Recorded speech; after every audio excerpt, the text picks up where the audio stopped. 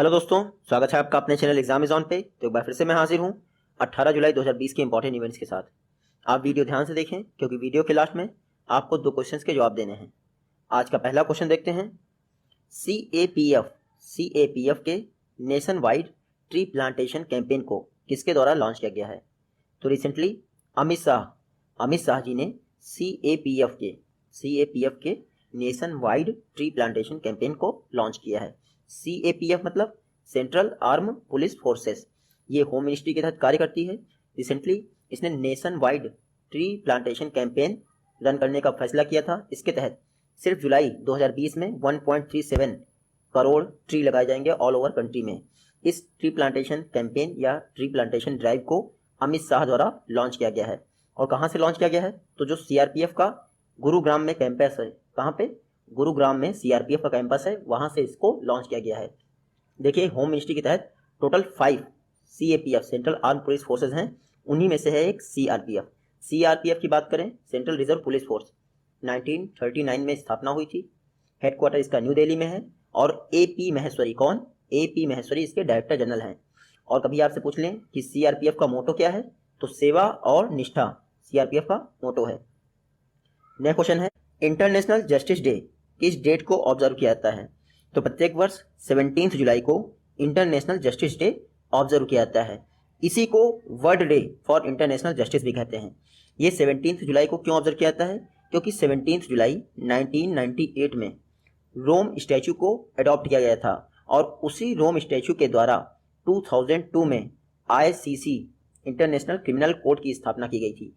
तो international criminal court को support करने के लिए और इंटरनेशनल क्रिमिनल कोर्ट के विषय में लोगों को अवेयर करने के लिए प्रत्येक वर्ष 17 जुलाई को इंटरनेशनल जस्टिस डे यानी world day for international justice celebrate किया जाता है, ऑब्जर्व किया जाता है। इंटरनेशनल क्रिमिनल कोर्ट ये कहाँ स्थित है? तो नीदरलैंड की कैपिटल हेग में इसका हेडक्वार्टर है। नेक्स्ट क्वेश्चन है, नीला सत्यनारायण, रिसेंटली इनका निधन हो गया, किस स्टेट से बिलोंग करती थी? तो ये है नीला सत्यनारायण जी, ये महाराष्ट्र से बिलोंग करती थी। आपसे एग्जाम में ये पूछेंगे, जो नीला सत्यनारायण जी जिनका निधन हो गया, वो किस स्टेट की first female state election commissioner थी? तो आप वो भी याद रखिएगा कि नीला सत्यनारायण जी महाराष्ट्र की पहली महिला चुनाव आयुक्त थी, यानी first female state election commissioner थी।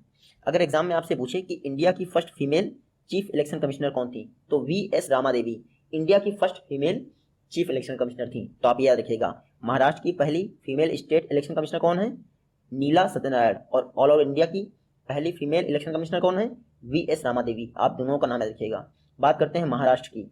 तो महाराष्ट्र इस समय इसलिए चर्चा में है क्योंकि स्लम रिहेबिलिटेशन के लिए इन्होंने एक स्ट्रेस रिलीफ फंड स्थापित किया था एसबीआई के साथ मिलकर। उसके अलावा नवी मुंबई में वर्ल्ड का लार्जेस्ट डाटा सेंटर जिसका नाम है योट्टा NM1, क्या? योट्टा NM1, वो स्थापित किया गया है, आप याद रखिएगा। महाराष्ट्र के सीएम कौन है? उद्धव ठाकरे। गवर्नर कौन है? भगत सिंह कोश्यारी।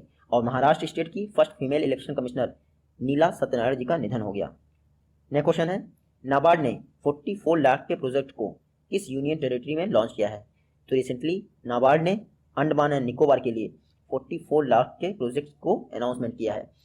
इसका पर्पस क्या है? जो अंडमान एंड निकोबार में सेल्फ हेल्प ग्रुप्स हैं उनकी स्किलिंग की जाएगी इस 44 लाख के द्वारा। तो आप देखिएगा, इस समय नाबार्ड सेल्फ हेल्प ग्रुप की स्किलिंग और डिजिटाइजेशन पर बहुत फोकस कर रहा है। कुछ दिन पहले ही नाबार्ड ने अपने ई शक्ति इनिशिएटिव के तहत कर्नाटक गवर्नमेंट को भी 2.5 करोड़ के आसपास अलॉट किया था, ग्रांट दी थी, ताकि सेल्फ हेल्प ग्रुप्स की री स्किलिंग करवा सकें और डिजिटाइजेशन करवा सकें। उसके अलावा अपने 39th फाउंडेशन डे को नाबार्ड ने डिजिटल चौपाल भी ऑर्गेनाइज की है। आप इतना याद रखिएगा। नाबार्ड की स्थापना कब हुई थी? तो 12 जुलाई 1982 को स्थापना हुई थी। हालांकि एक्ट 1981 में पास हुआ था। हेडक्वार्टर इसका मुंबई में है और इस समय चेयरमैन कौन है? गोविंदा राजलू चिंतला। नेक्स्ट क्वेश्चन है, इंडिया की फर्स्ट न्यूमोनिया वैक्सीन किसके द्वारा डेवलप की गई है? तो इंडिया की फर्स्ट न्यूमोनिया वैक्सीन डेवलप की गई है सीरम इंस्टीट्यूट प्राइवेट लिमिटेड, ये पुणे में स्थित है और वर्ल्ड का लार्जेस्ट मेडिसिन मैन्युफैक्चरिंग कंपनी है। तो रिसेंटली सीरम इंस्टीट्यूट ने इंडिया की फर्स्ट न्यूमोनिया वैक्सीन डेवलप कर दी है। तो बच्चों में जो न्यूमोनिया का टीका होगा वो पूरी तरह से इंडिजिनसली बिल्ट होगा, आप याद रखिएगा। देखिए, न्यूमोनिया से लंग्स प्रभावित हो जाते हैं और बच्चों में सांस की दिक्कत हो जाती है जिससे उनकी मौत हो जाती है। तो इंडिया में पहला न्यूमोनिया का टीका या न्यूमोनिया की वैक्सीन सीरम इंस्टीट्यूट पुणे द्वारा डेवलप की गई है। इसका नाम क्या है? इसका नाम है न्यूमोकोकल पॉलीसैकेराइड कॉन्जुगेट वैक्सीन। क्या? Pneumococcal polysaccharide conjugate vaccine. Next question देखते हैं, किस स्टेट की पुलिस ने साइब हर कैंपेन लॉन्च किया है? तो ये साइब हर है, ये कैंपेन लॉन्च किया गया है तेलंगाना स्टेट की पुलिस के द्वारा। जो वुमेन्स के खिलाफ साइबर बुलिंग होती है, साइबर फिशिंग होती है और कोई भी साइबर अपराध होता है वुमेन्स एंड चिल्ड्रंस के खिलाफ, तो उनको रोकने के लिए अगले 1 माह तक तेलंगाना की पुलिस वर्चुअल तरीके से साइब हर कैंपेन रन करेगी। आप इतना रखिएगा। तो साइब हर कैंपेन तेलंगाना गवर्नमेंट की पुलिस द्वारा लॉन्च किया गया है।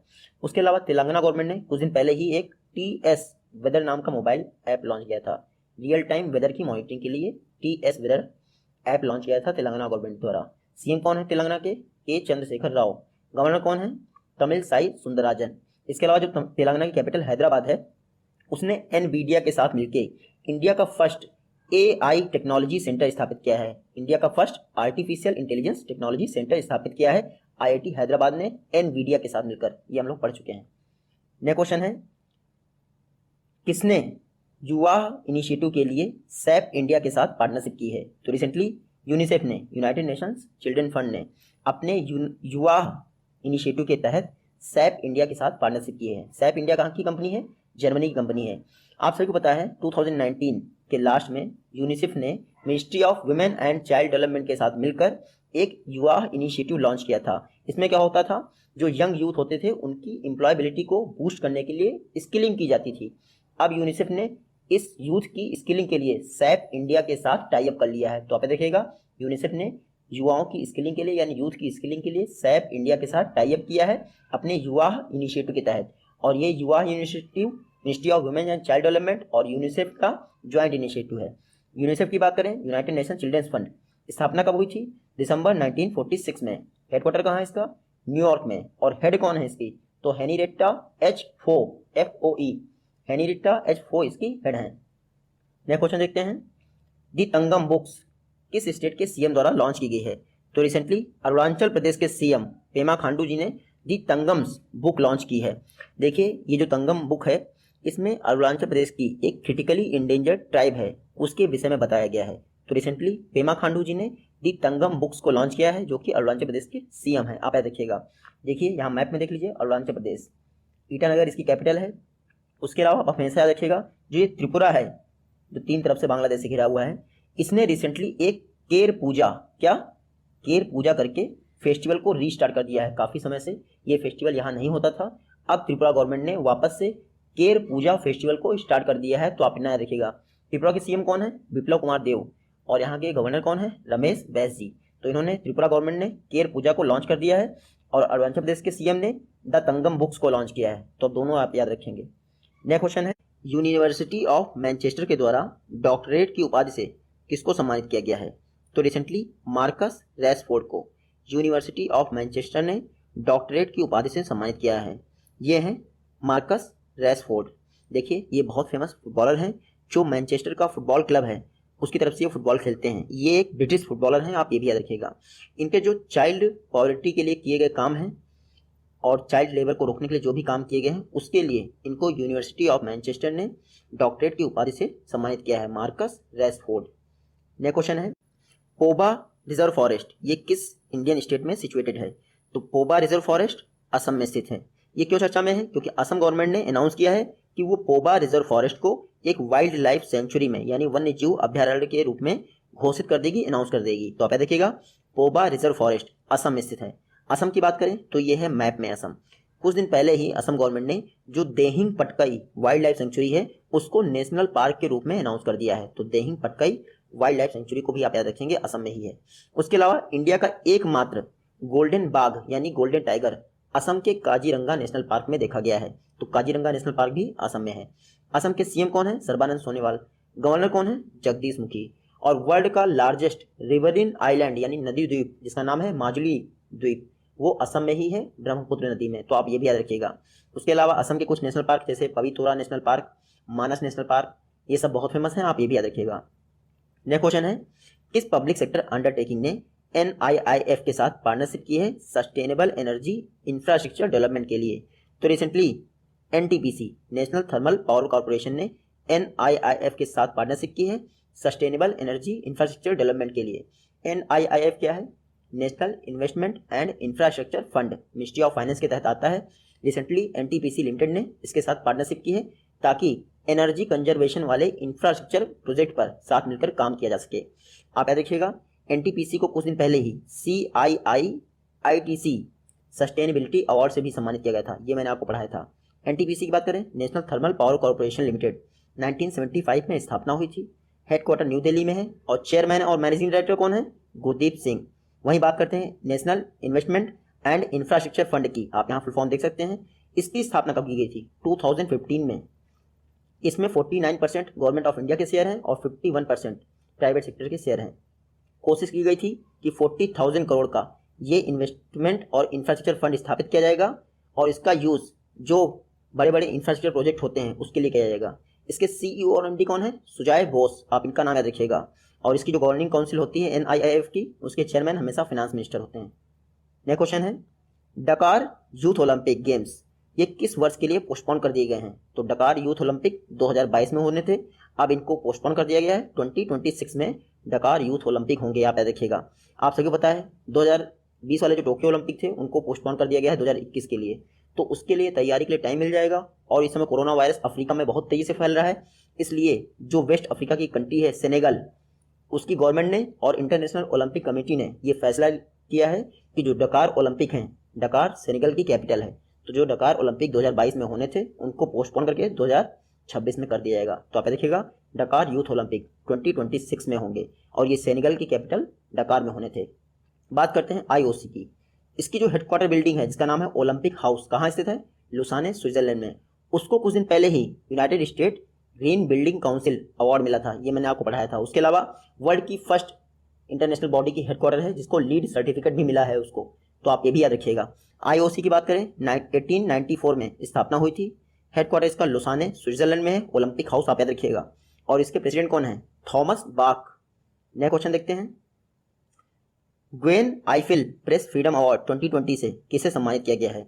तो रिसेंटली अमाल क्लूनी जी को, ये हैं अमाल क्लूनी जी, इनको Gwen Eiffel press freedom award 2020 से सम्मानित किया गया है।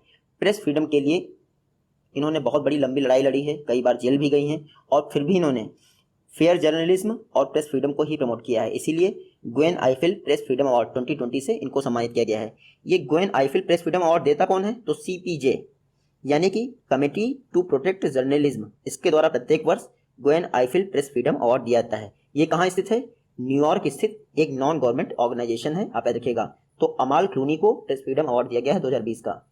नेक्स्ट क्वेश्चन है, इंडिया ओरिजिन यानी इंडियन मूल के चंद्रिका प्रसाद संतोखी किस कंट्री के प्रेसिडेंट इलेक्ट हुए हैं? तो ये हैं चंद्रिका प्रसाद संतोखी जी, ये सूरीनाम के प्रेसिडेंट इलेक्ट हुए हैं। सूरीनाम ये जो साउथ अमेरिका है उसके नॉर्थ में एक कंट्री है सूरीनाम।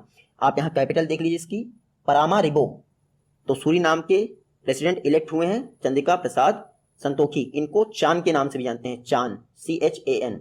तो ये इंडियन मूल के हैं, आप इतना याद रखिएगा। बात करते हैं सूरीनाम की, तो कैपिटल मैंने बता दिया परामारिबो, इसकी करेंसी क्या है? सूरीनाम के डॉलर। और प्रेसिडेंट आप कौन बन गए हैं? चंद्रिका प्रसाद संतोखी। और ये जो सूरीनाम है ये साउथ अमेरिका की नॉर्थ में एक कंट्री है।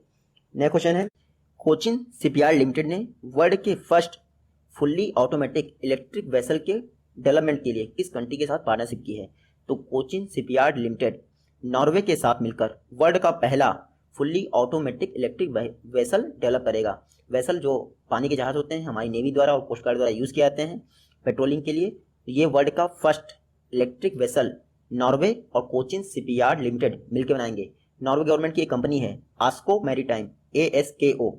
तो आस्को मैरीटाइम और कोचिन शिपयार्ड लिमिटेड ने एक कॉन्ट्रैक्ट पे साइन किया है जिसके तहत वर्ल्ड का फर्स्ट इलेक्ट्रॉनिक वेसल्स बनाया जाएगा। देखिए टोटल 2 वेसल्स बनाए जाएंगे, 125 करोड़ की लागत होगी। तो नॉर्वे की गवर्नमेंट और कोचिन शिपयार्ड लिमिटेड ने इसके साथ कॉन्ट्रैक्ट पे साइन किया है। नॉर्वे की बात करें तो कैपिटल है ओस्लो, आप यहाँ देख सकते हैं ओस्लो इसकी कैपिटल है।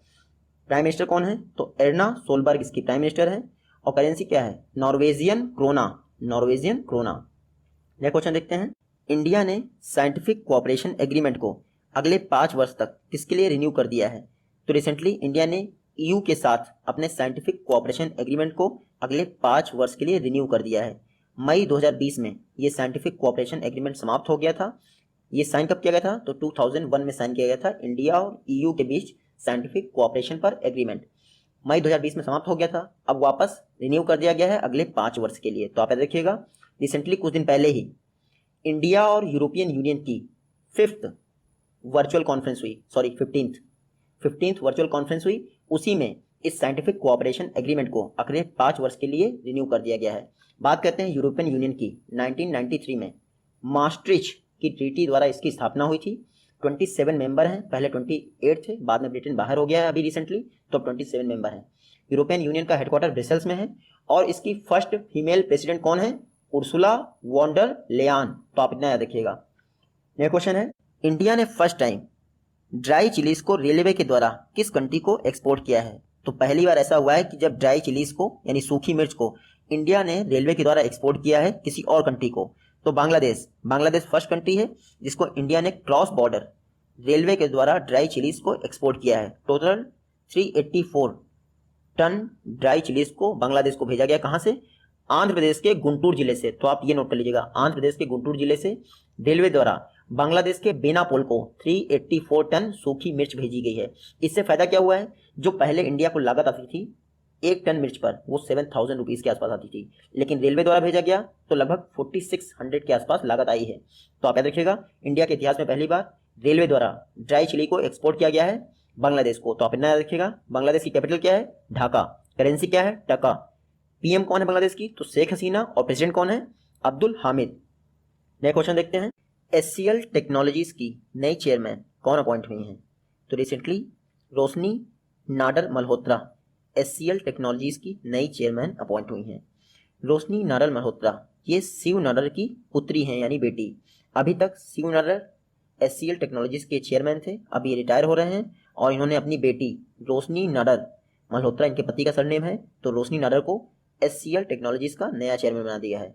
आप याद रखिएगा, रोशनी नाडर मल्होत्रा एचसीएल टेक्नोलॉजीज की नई चेयरमैन बनी है और इन्होंने शिव नाडर की जगह ली है। बात करते हैं एचसीएल टेक्नोलॉजीज की। 1976 में स्थापना हुई थी। हेडक्वार्टर है इसका यूपी के नोएडा में और चीफ एग्जीक्यूटिव ऑफिसर कौन है एचसीएल टेक्नोलॉजीज के? तो सी विजय कुमार इसके सीईओ हैं। ये हैं प्रीवियस वीडियो के क्वेश्चन और ये हैं आज की वीडियो से क्वेश्चन। आई होप कि आप इनका जवाब दे पाएंगे। मिलते हैं आपसे अपनी नेक्स्ट वीडियो में, तब तक के लिए take care, goodbye and जय हिंद।